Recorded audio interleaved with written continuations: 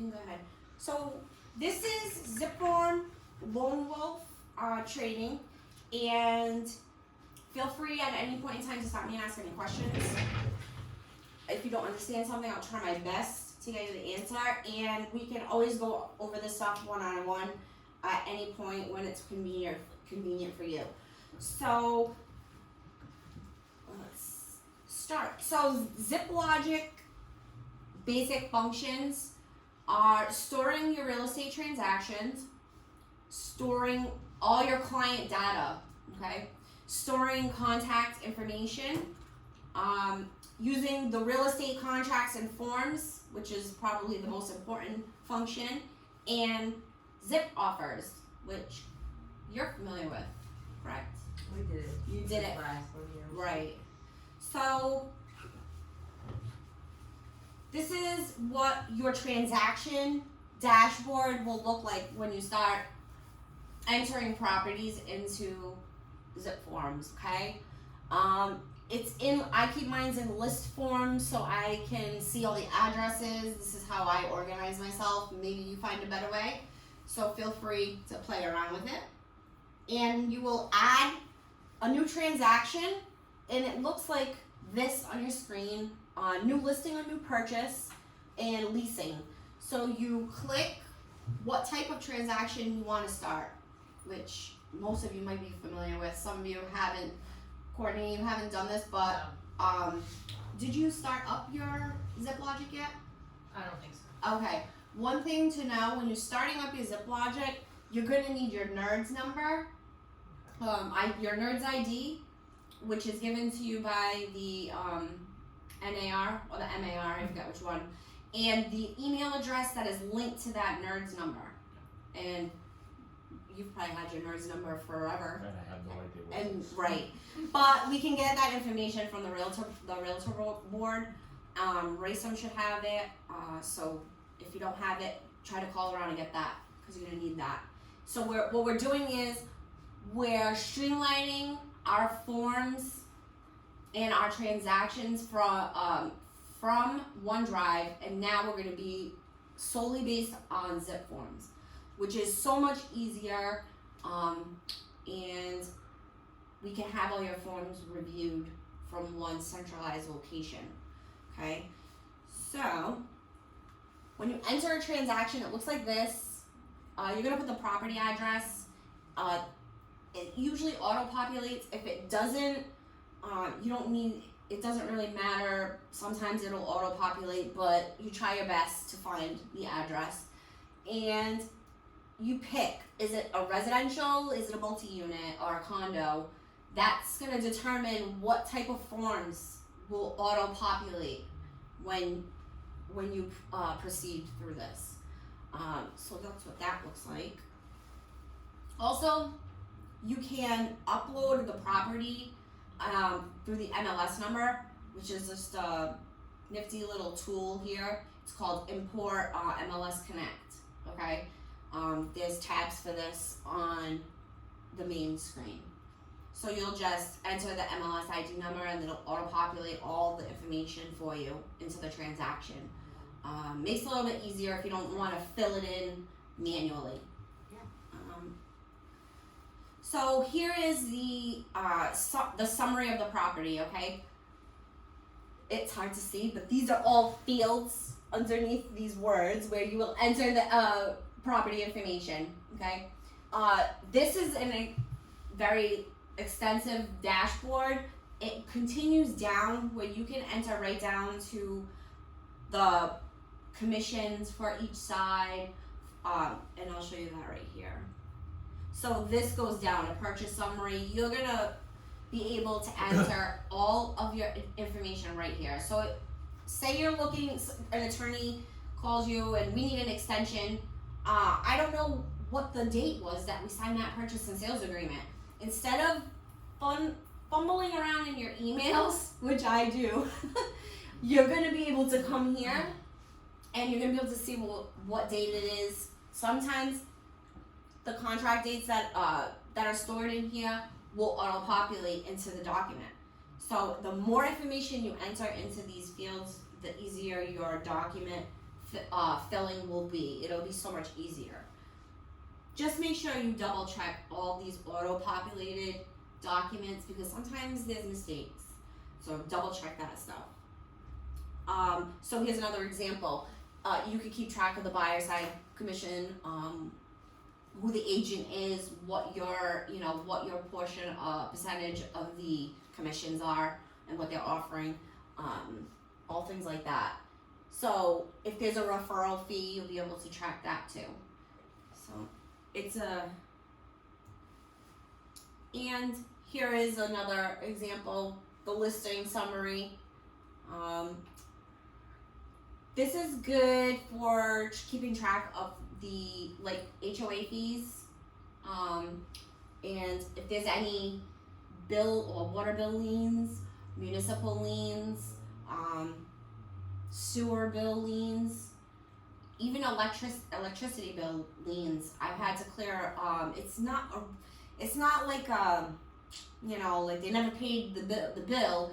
It's technically called a lien. I had a sale in Rainham where we had to actually call the electric company TMLP because it is a municipal lighting company, and they had to clear that from the house. So these are things that you can track in here. So that's another example.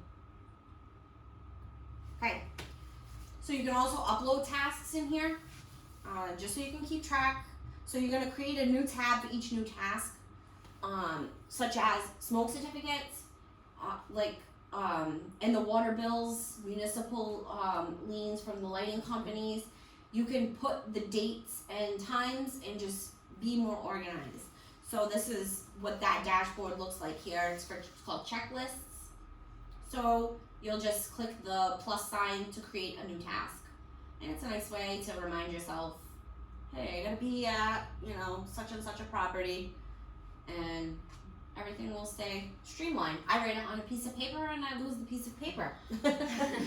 So there's this, which makes things easier. You can also, you can email your task list if you're working with someone else, say you're a mentor or working with another agent, then you can email the checklist to the other agent, or say we're using the vendor program where we get, the $50 fee, right, for hourly work. Hey, John Cavallo needs an inspection. He's gonna email you that right from his checklist. So that makes his life easier too. Nifty little tool. So ZipLogic, like I said, auto-populates purchase and listing documents. So here is, I had to use my address as an example, so it could auto-populate. So I chose to put an offer on my house. And these were the documents that automatically popped up. Contract to purchase real estate is what an offer is. It's just called a different name. And we always have an agency disclosure, no matter what side of the transaction you're on. So I may be repeating some things from prior trainings. That's okay. Ooh, I wasn't here. That's okay. So yeah, you're gonna need those. Also, what we're trying to move forward to is buyer broker agreements with our buyers, where we kind of lock them into a contract, and that should be maybe something to consider. It's not here, but you can add it. How do you add documents? Right here. Add documents. So the contract toolbar, these are all your MAR approved. You're right with me. So I just still use Dotloop, so I'm not. oh, okay, all right. Yeah, I think you like ZipLogic. It's like I think it's a little bit easier, and all our documents are like I said, MAR approved. They're updated on the regular basis, and they're all done by attorneys through our board. If you're paying for it, might as well get your use out of it. So here is that contract toolbar. So what you're gonna do is in the search field, you just start to type. Like say you're looking for a lead notice or a lead transfer. You type in the word lead, and then boom, down will pop the lead notices and things like that. It's very easy, except for when you want to put an offer. Don't type offer. It's called contract to purchase. That's one, Contract to yeah, that's one, get used to. that I had to get used to. So yeah, the forms are when you are on your dash, when you're in that last field we were in, let's go back to that. When you're in here, you're gonna click on the side that says all forms and it will pop out, okay? Now, say you have your own document, okay? When you want to upload a saved document that's on your computer, okay? That's relevant to your transaction. So if a agent sent you a contract and it's not, and you need your client to sign it, and it's not in your, it's not in the forms, it's already been signed by the sellers or something like that.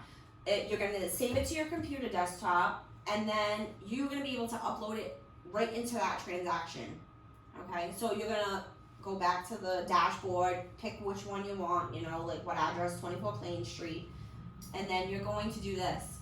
You're going to click on add document, okay? I kind of browse over that. Let's see if I can find it here. Right here, see the little document with the plus sign? Oh, yeah. Okay, you're gonna click that, okay? So when you click that, this pops up.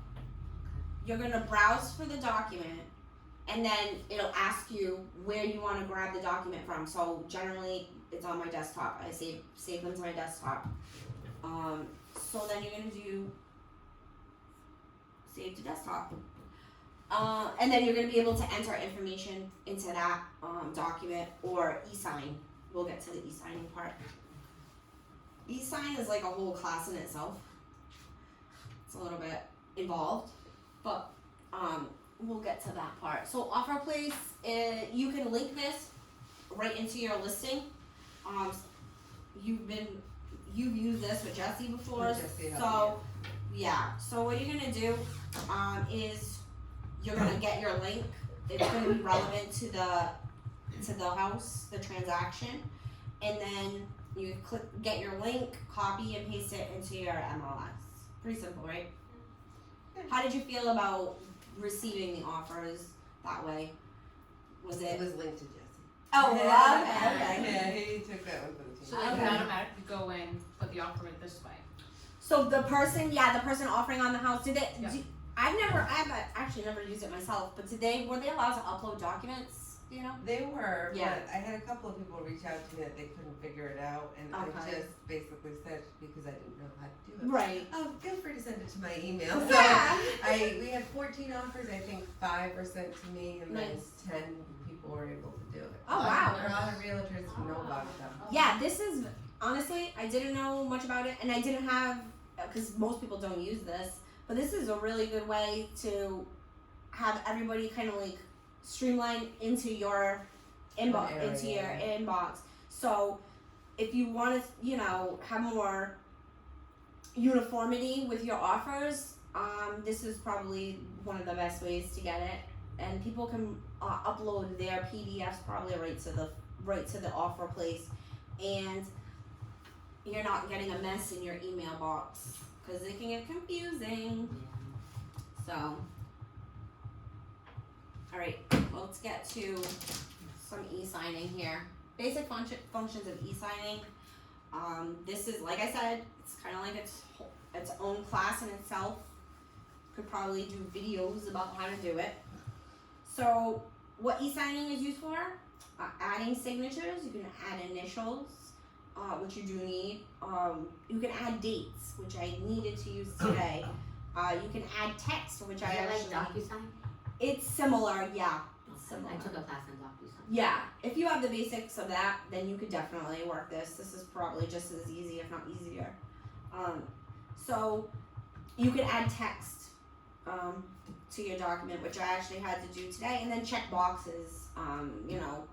For lead paint, check that box. We don't have any no knowledge, things like that.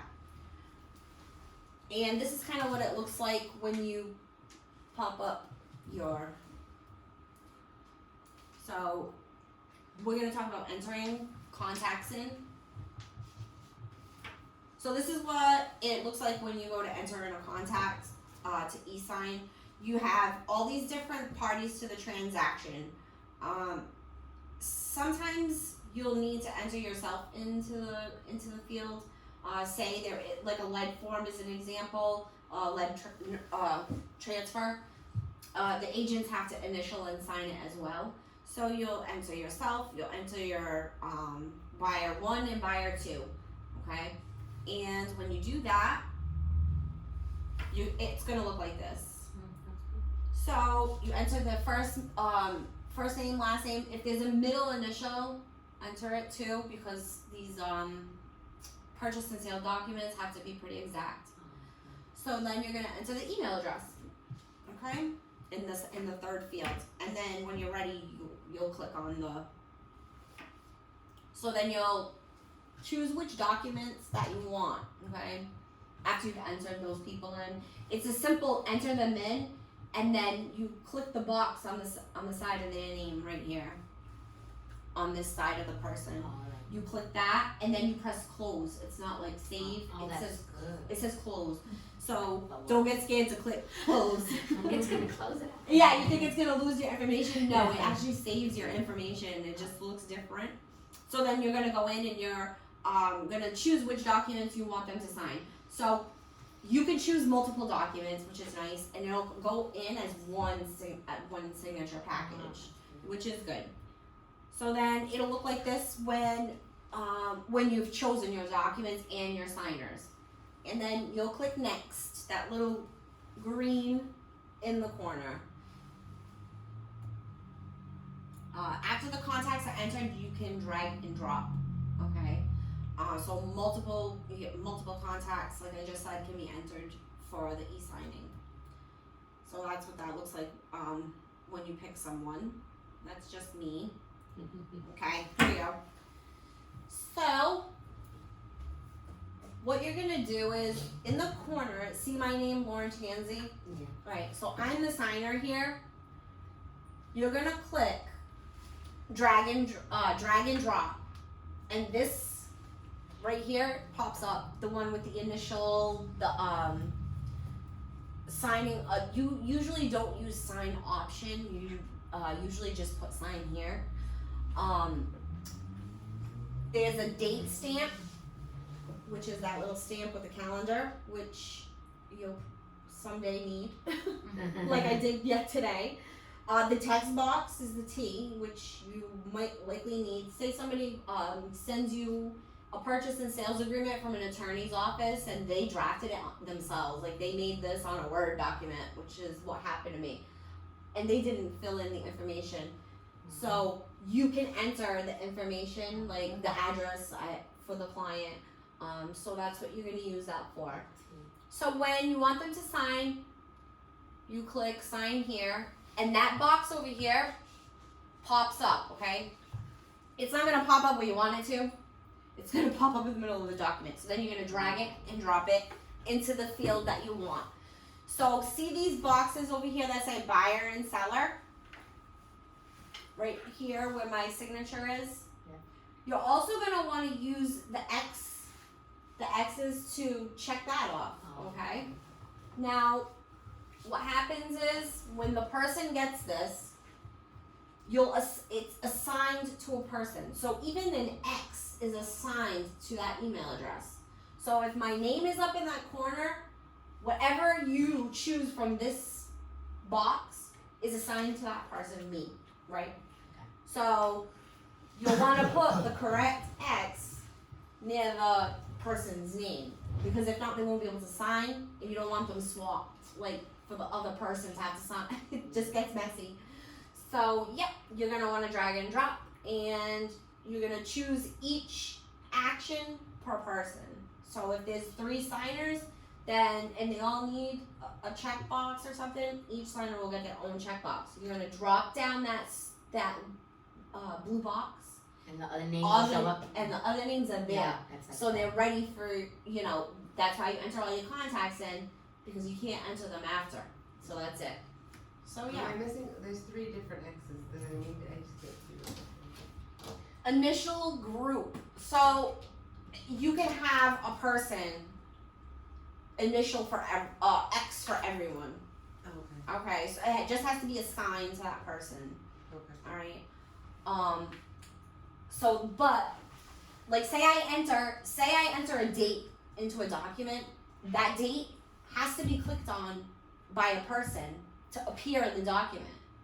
So, if I want, I don't know, today's date to pop up in a document, I assign it to a person. When that person goes to e-sign, they also have to click that date. It'll make them click each field. So, and it won't send if you don't click the field. It'll say incomplete, and you'll get an email every time someone does something inside of this document. You're gonna get an email from Authentisign is who it's from, and it's gonna say this document was updated. So I signed, this document was updated, but there's another person that has to sign. So then when that person signs, this document was updated. If it's complete, another email will be sent, and it will be the completed document. Okay, everybody signed it, and there's a link for it. All right, so that link is, you click on it, and then the document will appear. You can either print it, save it, and email it to the attorney, whoever you need it. It's just like a basic, it's just like a PDF at that point. You're just gonna, you can even email it right from your email address. You can forward it as a forward, and then that person who received it will just click on the link, and boom, they got the contract. Everybody signed it. So you don't even have to really go into it and save it. You can, if you want to you need it for your records, so you might want to save it. But yeah, you can just forward it. Once it's completed, you can forward it to the attorney, all completed. And they just click the link. It's all, keep in mind the name Authentisign, because at first it may appear in your spam if your email doesn't recognize it. So make sure you pay attention to that. So let's see. Once everybody has been entered into the document, you're gonna send the invitation. That's how they get it. Alright? Once they get it, it's gonna look like that. Thank you for using digital ink, okay? So that means it's been sent. And then that's when the emails begin.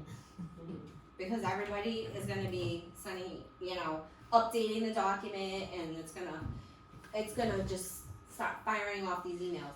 Now, it's all in order.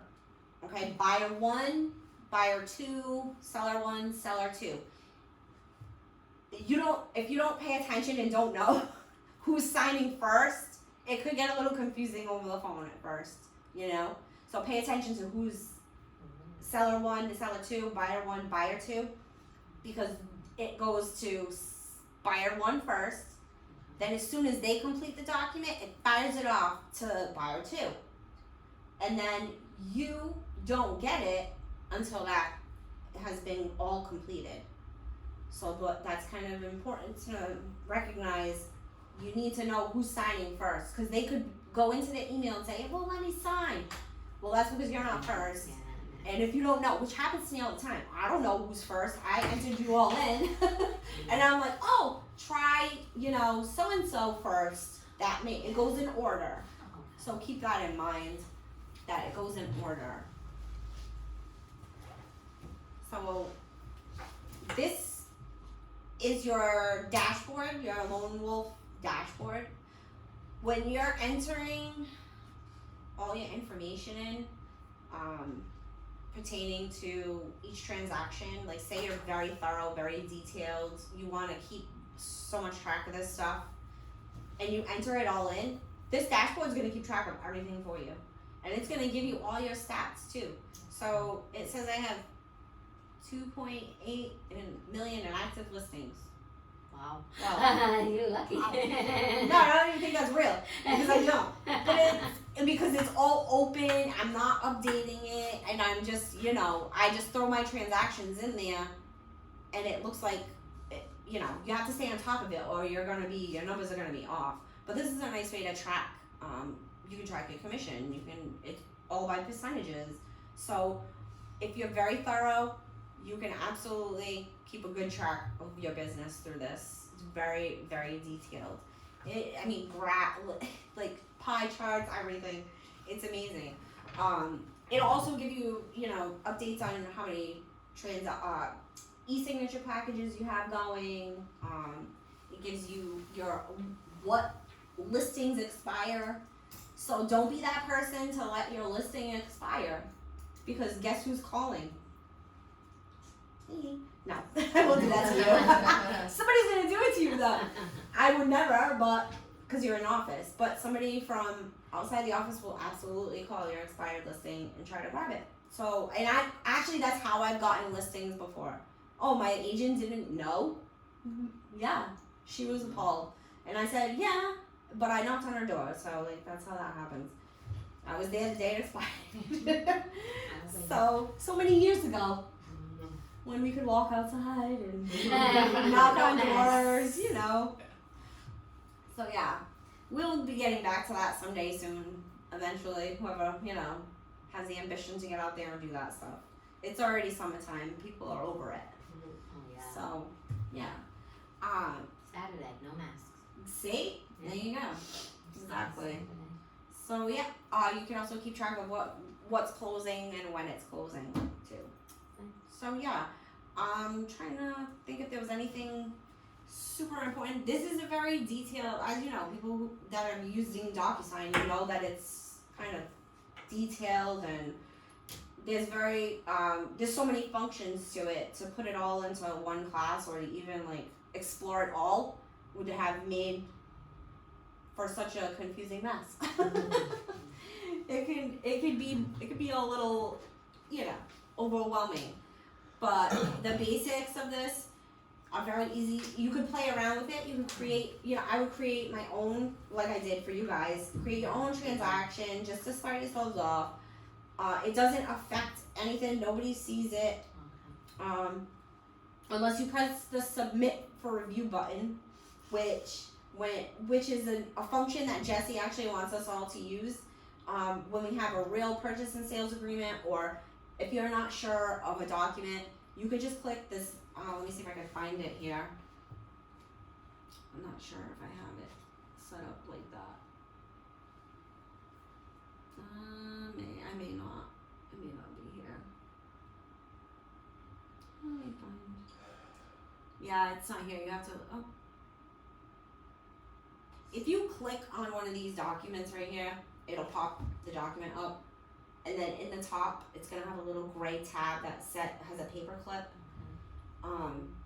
Not like a paper clip. What do you call those? Like a claw clip. Just so I'm not confusing anyone. And you're going to choose that to submit for review. So, and it'll go right to Jesse. He'll be able to take a look at your document and approve it. We want everyone to have him approve purchase and sales agreements at least. Have your mentors check out all your other documents, CC them in emails, and make sure that they're seeing all your documents. Because they don't, as of right now, they don't have access to your zip forms. It's not fair. We don't want people seeing what you're offering on houses and stuff. So that's why we leave that for him. Just so he, to keep everything on the up and up. So if anybody has any questions, let me know.